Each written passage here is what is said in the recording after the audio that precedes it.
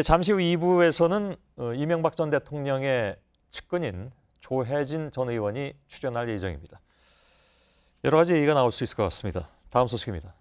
남북정상회담 준비가 오늘부터 본격적으로 시작됐습니다. 청와대가 오늘 정상회담 준비위원회 구성을 마쳤다고 발표했습니다. 청와대 취재기자 잠깐 연결하겠습니다. 정재윤 기자, 남북정상회담 준비위원회는 임종석 비서실장이 위원장을 맡는다는 것은 이미 발표가 됐었는데 다른 구성은 어떻게 됐습니까, 그러면? 네, 준비위는 총 8명으로 구성됐습니다. 청와대는 준비위가 과거에 비해 조직이 간결해졌다는 점을 강조했는데요. 말씀하셨듯이 위원장은 임종석 비서실장이, 총괄 간사는 조명균 통일부 장관이 맡았습니다. 위원으로는 청와대에선 정용 안보실장과 장하성 정책실장이 포함됐고 강경화 외교부 장관과 송영무 국방부 장관, 서훈 국정원장 그리고 홍남기 국무조정실장도 참여하게 됐습니다. 첫 회의는 내일 오후 3시에 청와대에서 열리게 됩니다. 예, 내용을 보면 대개 이제 외교 안보 분야에 집중이 됐는데 정상회담 의제와 관련이 있다고 봐야 되겠군요.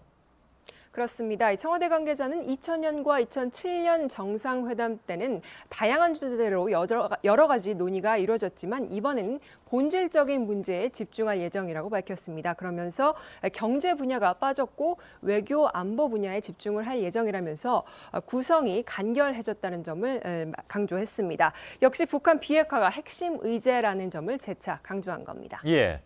그런데 남북 정상회담 직후에 그러니까 4월 말에 있을 예정이죠. 그 직후에 그러니까 북미 회담이 있기 전에 그 어간에 한미 정상회담 가능성이 언급이 되고 있습니다. 청와대는 뭐라고 얘기하고 있습니까? 네, 이 부분은 이낙연 국무총리가 어제 남북과 북미 정상회담 중간에 한미 정상회담 가능성을 제기한 건데요. 이에 대해서 청와대는 긍정도 부정도 하지 않으면서도 상황을 좀 더 지켜봐야 한다는 그런 입장입니다. 형식이 어찌됐든 간에 북미 정상회담 직전에는 문재인 대통령과 트럼프 대통령의 직접 대화가 필수적일 걸로 보입니다. 예, 그렇게 해서 한미 정상이 북미 정상회담 전에 만난다면 아무래도 북미 정상회담을 위한 조율 성격이 강하게 좀 있겠군요. 물론입니다. 우선 문재인 대통령은 남북 정상회담에서 김정은 위원장으로부터 북한 비핵화와 관련된 구체적인 방안을 들을 계획입니다. 한미 정상회담이 열린다면 그 후가 될 텐데요. 김정은 위원장이 밝힌 비핵화와 관련된 방안이 핵심 의제가 될 걸로 보입니다. 이를 토대로 북미 정상회담에서는 비핵화와 관련된 실천 방안 그리고 제재 완화 논의 등 이런 부분들이 한꺼번에 논의가 이뤄질 걸로 보입니다.